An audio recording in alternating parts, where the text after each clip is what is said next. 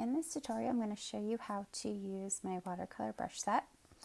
So what you want to do is you want to grab the watercolor brush, choose the color black, and letter your word.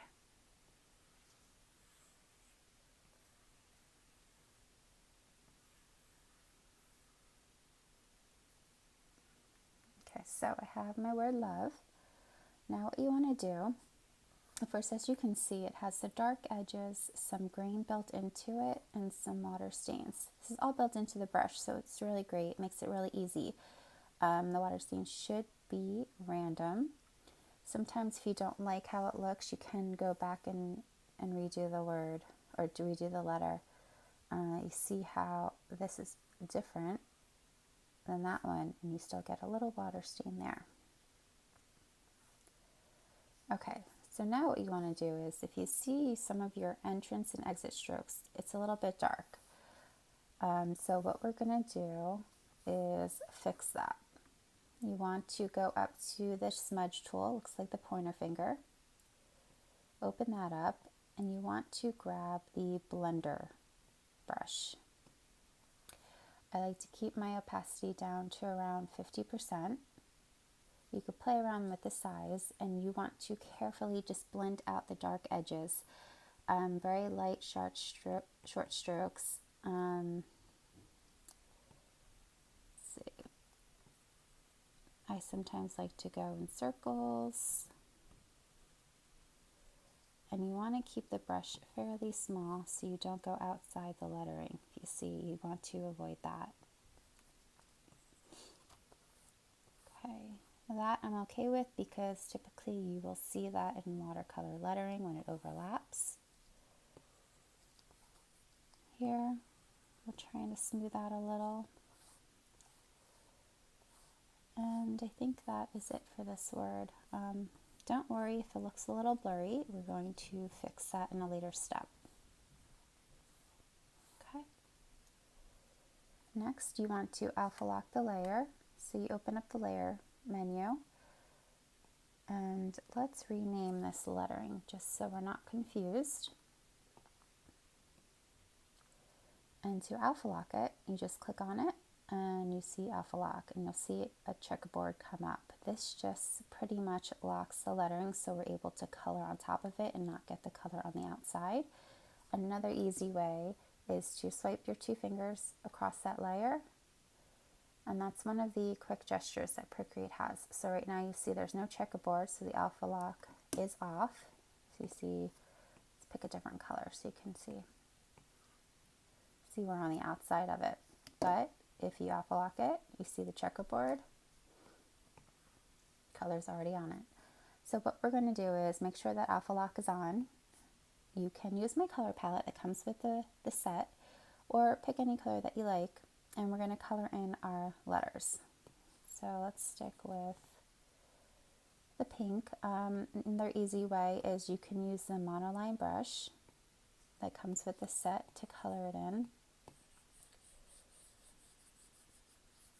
And what you want to do is you want to overlap some of the colors, because later on we're going to blend them, and you want them to actually blend with each other to mimic actual watercolor.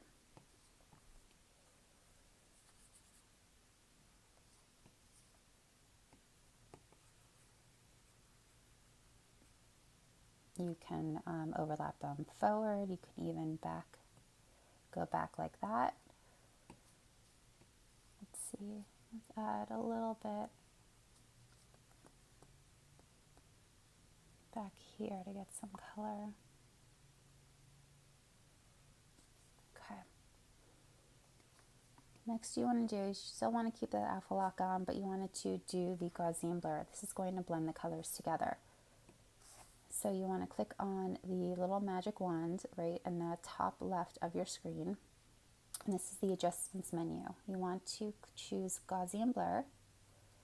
And you're going to either use your finger or your Apple Pencil and slowly swipe to the right. And you'll see how the colors are blending with each other. So this is how it was. And then if you bring it up, you see how it's blending.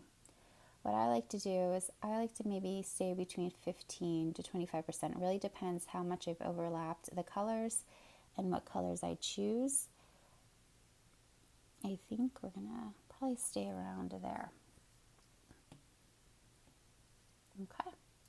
Next, if you think that the areas that use the blender brush is still looking a little bit smooth, what you can do is now add a layer.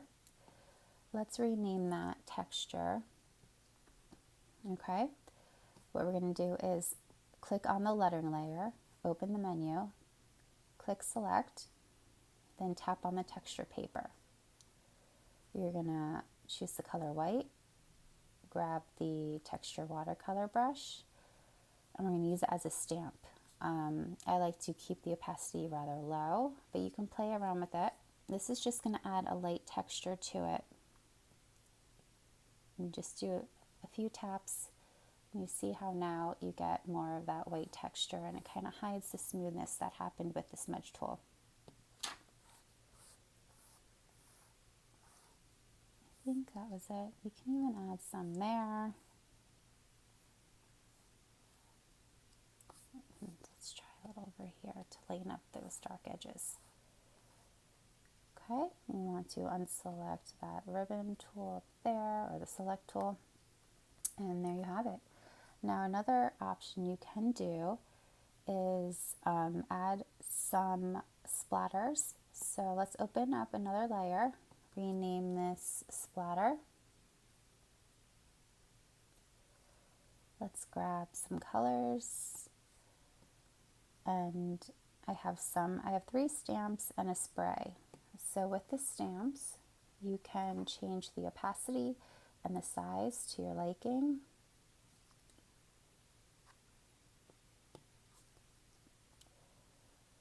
I don't know why it's not working with mine. There we go.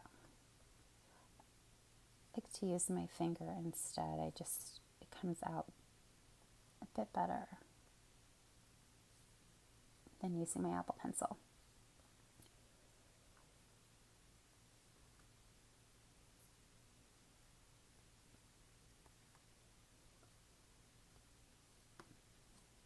Okay, and let's try the splatter brush or the spray.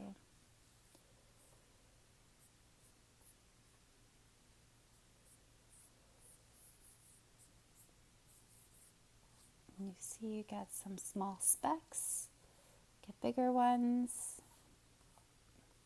Okay, next you actually want to add the watercolor paper texture. So you want to hit the tools button up top, the plus sign add, and you either want to do insert file or photo. It depends where you saved the texture. It most likely is within your photos.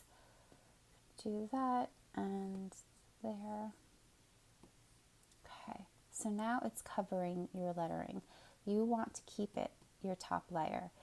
All you need to do is open the layer menu, click on N, choose linear burn, and you see now you can see your lettering through it, and it gives more texture to your lettering. But also drop down the opacity because it's a pretty dark texture. I tend to go around 50-60%, depends of what the look I want to go for. But that's it, really quick, really easy to use my brush set. Another option for details is to add a drop shadow, which is really simple. You want to go back to your lettering layer, swipe to the left and duplicate that layer.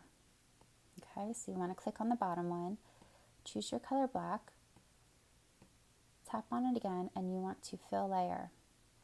Now, as you can see, there's the checkerboard. So undo the alpha lock, click on the arrow, and kind of bring it down to an angle to the bottom right. Okay, so then we're going to go back and do a Gaussian blur to about 10%.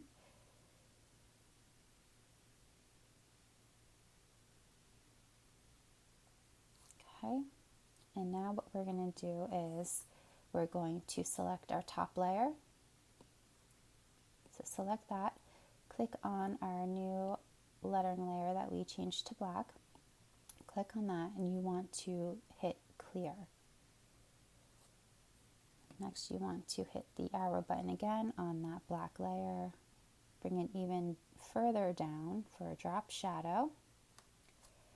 And now you want to go back to the magic wand, the adjustments tool, click on opacity, bring that opacity down because we just want a very subtle shadow.